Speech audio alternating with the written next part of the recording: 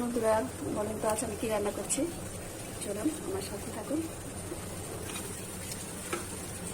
আজ আমি শাপলা ভাজি করছি।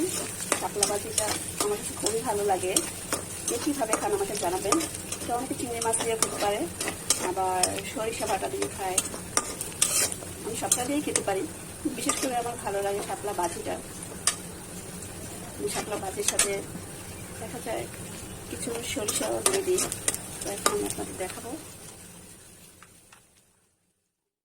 যে ন্যাচারাল একটা গ্রাম থাকে এটা পাওয়া যায়, কিন্তু তরকারি রান্না করলে দেখা যায় তরকারির একটা মশলা বা তরকারি শাপলার গ্রামটা পাওয়া যায় না।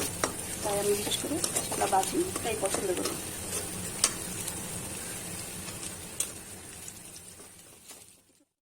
তো অনেকটাই হয়ে আসছে, তো এখন আমি ছেড়ে দিচ্ছি শাপলাগুলো।